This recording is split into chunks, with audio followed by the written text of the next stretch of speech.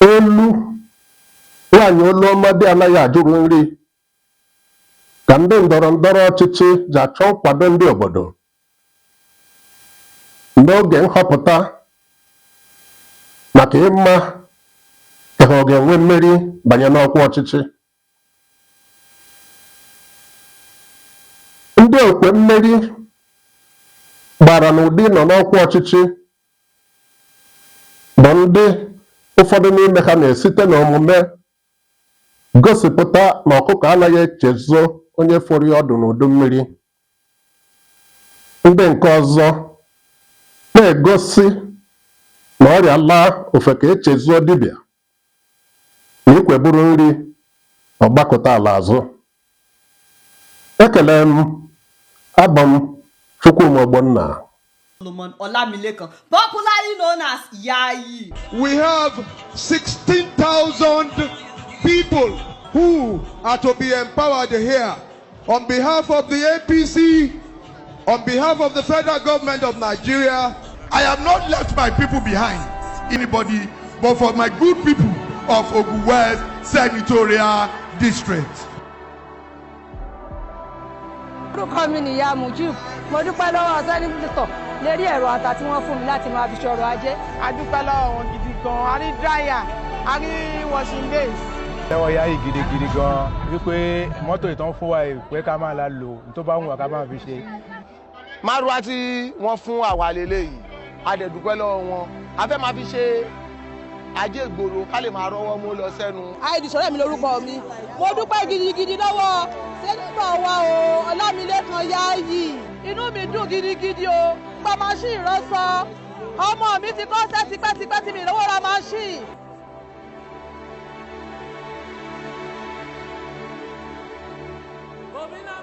I am not apologetic in empowering my people.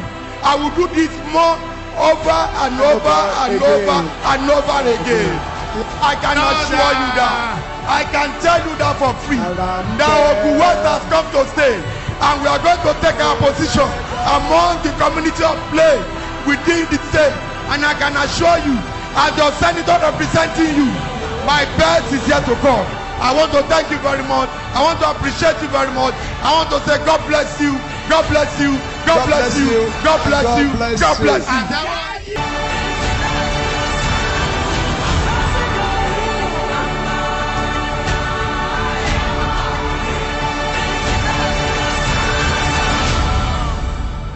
Ụgbọala dị iche iche ma nke ọlụ ahụike mberede ambulance ma nke ọlụ nche ma nke ụkwụ atọ keke ma nke ọlụ ugbo traktọ, nju oyi n'ụdị dị iche iche, igwe ịkwa akwa ma nke nsụcha osikapa socha na ngwa ọlụ Sinetọ Solomon Olamilekan Adeola, onye eji Yayi wee gbara, ji wee kwado ndị mpaghara Ogun West ọ na-anọchite n'ụlọ ọgbakọ etiti Senate dị 16,000 n'ọnụọgụ. Anyị mekwara na Sinetọ Solomon Adeola bunyere okpuru ọchịchị anọ na mpaghara Ogun West igwe ọkụ eletrik transfọma n'otu n'otu. Ka ya bụ Sinetọ Solomon Adeola na-eti aka n'obi na-ekwu na ndị nke ahụ ka bụ mbido, anyị nụrụ na ọ na-emeribe emeri site mgbe ọ bụrụ onye ụlọ ọgbakọ nke Lagos steeti gata mgbe ọ bụrụ onye ụlọ ọgbakọ etiti House of Representatives. She trained 250 people in various fields in her constituency, in data analysis, how to use drones for photography, for videography, for delivery service, for site mapping, progress monitoring, and safety inspections in construction, in oil and gas, in agriculture, and telecommunications, and so on and so forth. After the training, she then gave the trainees 70 HP laptops brand new. 80 DJI drones. She also gave out 50 toolboxes and safety kits to 50 engineers, as well as 50 welding machines and safety kits to welders. Then she gave out a drone to the Department of Geology and Environmental Science of the following 10 tertiary institutions in Nigeria: Federal College of Education, Okene; Confluence University of Science and Technology, Osara; Kogi State University; Federal University of Lokoja; Federal Polytechnic Ida; Kogi State Polytechnic; University of Ilorin; Bayero University in Kano; Ahmadu Bello University in Zaria; and the Federal University of Science and Technology in Minna. Don't forget that this same month, she gave out 700 iPads to secondary school students at one school. Ozi ozi na inweta ozi, ibi akwụkwọ, mgbakọ, mwepụ, mmụba, okike. Bụ laptọpụ kọmputa dị 78 n'ọnụọgụ, tinyere ụgbọelu na-efe onwe ya na ụdị inyo onwe ya,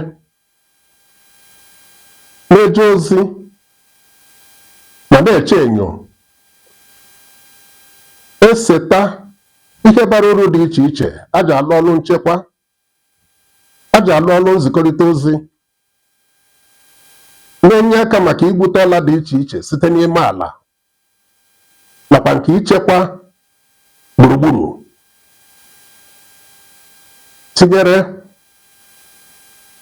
akara ngwa ọrụ maka ndị atụmatụ ọrụ aka injinia dị 50 n'ọnụọgụ, nakwa akara ngwa ọrụ maka ndị ọrụ aka welda ma agbado igwe ọkụ, ma tinyere ọkpọka ekwentị iPhone ruru 700 n'ọnụọgụ. Socha n'ihe ndị Sinetọ Natasha Akpoti-Uduagha na-anọchite mpaghara Kogi Central ji wee kwado ndị ọ na-anọchite anya ha maka itinye ọganiru na ndụ ha na-ebi.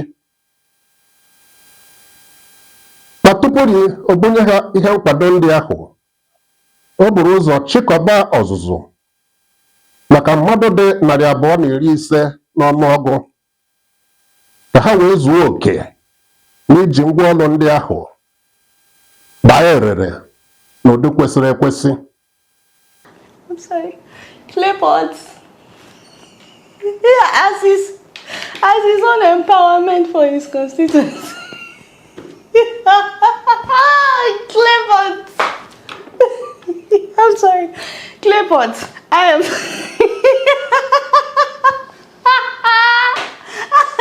I'm so sorry. Where are my manners? How could I forget? I forgot to mention that you also included white fabric, pure white, for people to bury their dead. Kwuru narị ite ekwu nakwa ukwu akwa ọcha, kwuru ukwu akwa ọcha ka Sinetọ Rufai Sani Hanga ji wee kwado ndị mpaghara Kano Central ọ na-anọchite n'ụlọ ọgbakọ Seneti ala anyị.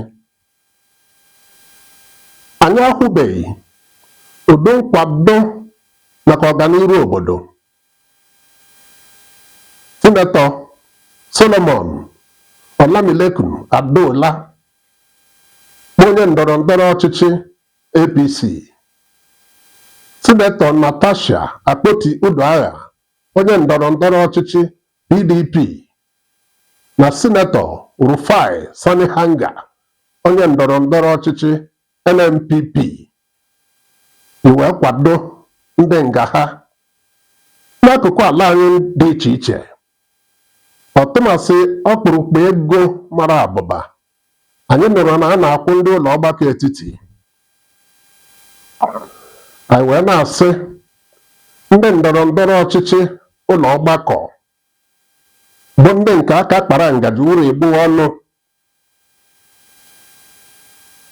ndị ọrịa laa ofeke echezi dibịa na ndị ikwe buru nri ọgbakọta ala azụ na ọ bụ ka ihe nrachasị amị. Ozi Ugo ozu amaghị akpa ogele lere gbanya n'ọdụdụ. O tisiri akị tụfuo mkpume, o chere na ọnwụ agaghị abịakwa. Akụ fesịa ọ dara awọ. Abụ m Chukwuma Ogbonna.